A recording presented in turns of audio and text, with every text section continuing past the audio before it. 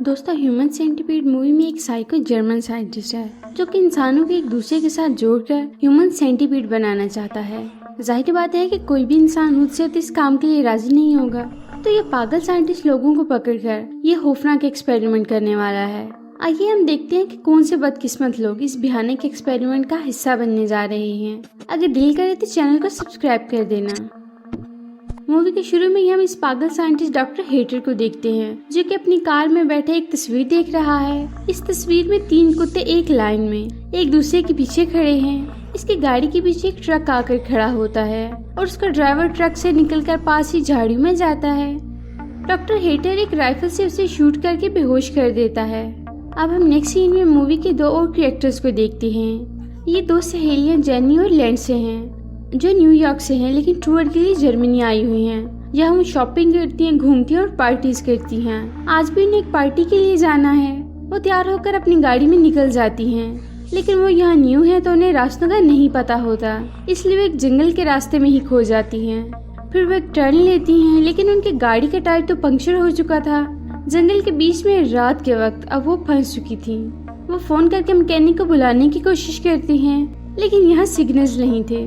उन्हें कुछ समझ नहीं आती, इसलिए वो गाड़ी में ही बैठकर हेल्प का इंतजार करने का फैसला करती हैं। फिर कुछ देर बाद एक गाड़ी उस तरफ आती है जिसमें एक ओल्ड मैन होता है।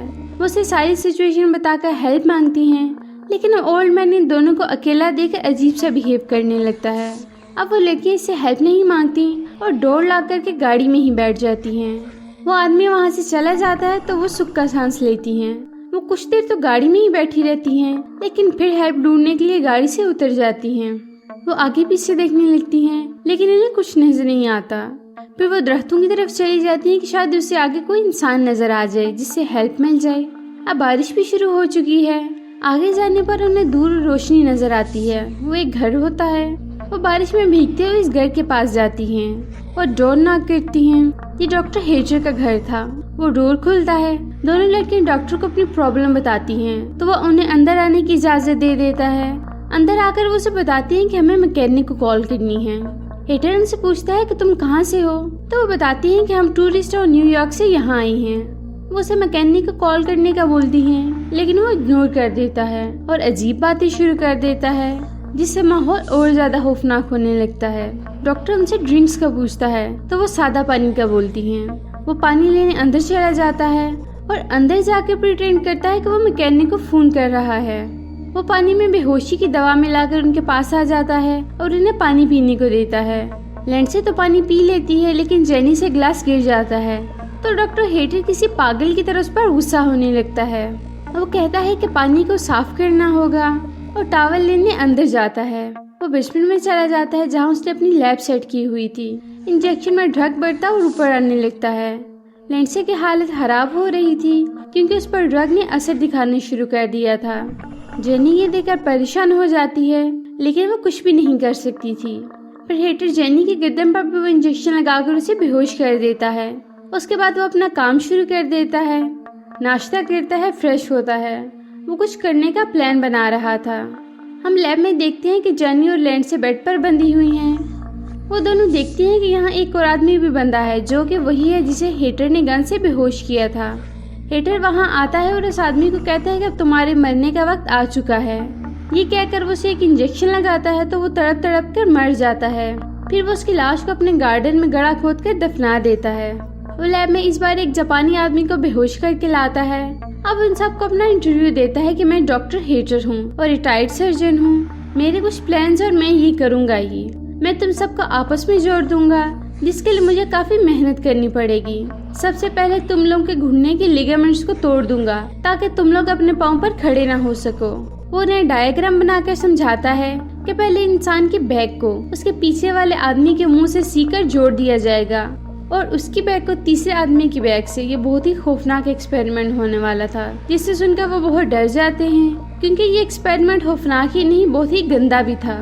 वो एक्सपेरिमेंट अभी से शुरू करने लगता है और जापानी आदमी को इंजेक्शन लगाकर बेहोश कर देता है। लेंडसे और जेनी शोर करती हैं, लेकिन यहाँ उनको सुनने वाला कोई नहीं था, ना कोई बचाने वाला। लेंडसे अपने दांतों से हाथ पांव खोलकर भाग जाती है। वो बेसमेंट से ऊपर जाकर भागने की कोशिश करती है और एक रूम में खुद को लॉक कर लेती है। इसके बाजू से भी खून निकल रहा था। हेटर उसके पीछे आता है लेकिन वो डोर नहीं खोलती। फिर हेटर विंडो तोड़ देता है तो वो वहाँ से भी भागने लगती है। वो भागते भागते स्विमिंग पूल में चली जाती है। हेटर वहाँ भी आ जाता है और उसको शूट करने वाला होता है, लेकिन लैंडसे पानी के अंदर चली जाती है और बच जाती है। लेकिन वो ज्यादा देर अंदर नहीं रह सकती थी। अचानक से सब लाइट्स बंद हो जाती हैं। लैंडसे इसका फायदा उठाकर जल्दी से बाहर आती है और फिर जेनी को लाने के लिए लैब में जाती है। वो बेहोश थी, इसलिए उसे घसीटते हुए घर से बाहर ले आती है, लेकिन हेटर फिर कहीं से आ जाता है और उसको पीछे से शूट करके बेहोश कर देता है। वो उनको वापस लैब में ले आता है और अपना भयानक और गंदा एक्सपेरिमेंट फिर से शुरू कर देता है। उनके लिगामेंट्स निकाल देता है और उनके जबड़े भी। फिर वो उनके मुंह और बैक पर मार्कर से निशान लगाता है। वो उन तीनों को जोड़कर ह्यूमन सेंटीपीड बनाने के लिए काफी लंबी सर्जरी करता है। वो माहिर सर्जन था, इसलिए वो इन तीनों को जोड़ने में कामयाब हो जाता है।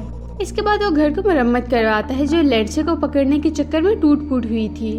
अब हम देखते हैं कि तीनों आपस में जुड़े हुए थे जैसे हेटर चाहता था। सबसे आगे जापानी आदमी था और पीछे वो लड़कियां। उनके जख्म कच्चे थे, लेकिन हेटर ने फिर भी उठने पर मजबूर करता है। ये बहुत अजीब और क्रीपी लग रहे थे। हेटर चूंकि साइको था, इसलिए वो अजीब हरकतें शुरू कर देता है। वो उनकी फोटोज लेता है और उन्हें मिरर दिखाता है कि देखो तुम लोग कैसे लग रहे हो। वो सब ये देखकर दुखी हो जाते हैं और चीखने लगते हैं। हेटर उनके साथ जानवरों जैसा सलूक कर रहा था। उन्हें बहुत ज्यादा टीज करने लगता है और मारता भी है। वो जापानी आदमी को किसी कुत्ते की तरह खाना डालता है। वो मौका पाकर उसके पाँव पर काटता है तो हेटर गुस्से में उसे बहुत पीटता है। इसके बाद आखिर वो खौफनाक लम्हा आ जाता है जिससे तीनों डर रहे थे। जापानी आदमी को वॉशरूम आता है जो उसे मजबूरन करना पड़ता है। उसका वेस्ट लैंडसे के मुंह में जाता है और उसे वो निगलना पड़ता है, जिसकी वजह से उसकी हालत खराब होने लगती है। वो तीनों कुछ भी नहीं कर सकते थे। जापानी आदमी बात कर सकता था, लेकिन बाकी दो लड़कियों के तो मुंह तो जुड़े हुए थे, वो तो बात भी नहीं कर सकती थी।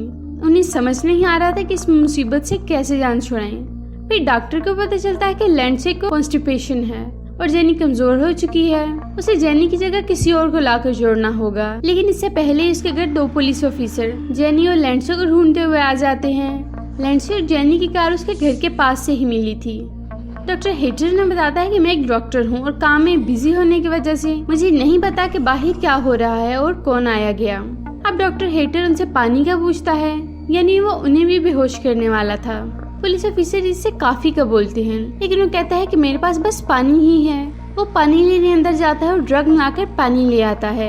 एक ऑफिसर पानी पी लेता है जबकि दूसरा नहीं पीता, तो डॉक्टर पागलों जैसी हरकतें करने लगता है। वो उसे जबरदस्ती पानी पीने का कहता है, जिससे पुलिस ऑफिसर गुस्सा होकर उसका ग्लास तोड़ देता है।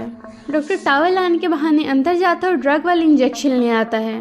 पुलिस ऑफिसर वो इंजेक्शन देख लेता है तो डॉक्टर ने कहता है कि मैं ये इंजेक्शन खुद लगाता हूँ, मुझे डायबिटीज है। पुलिस ऑफिसर मुतमईन नहीं होते, लेकिन वो वहाँ से चले जाते हैं। हेटर जल्दी से लैब में आता है।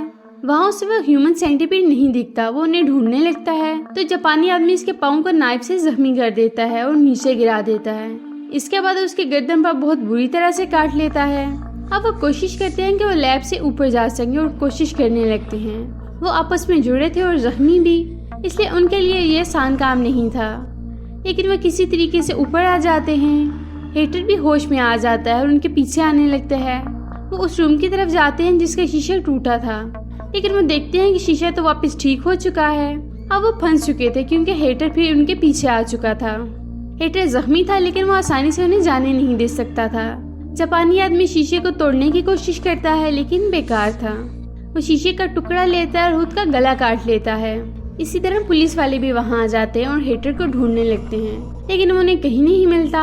एक पुलिस ऑफिसर पर ड्रग का असर होने लगता है, जबकि दूसरा ऑफिसर हेटर को ढूंढने आगे बढ़ जाता है। वो आगे जाकर देखता है कि 3 लोग उसमें ह्यूमन सेंटीपीड की तरह जुड़े हैं। वो ये देखकर घबरा जाता है। फिर उसे आवाज आती है तो वो अपने साथी की तरफ जाता है।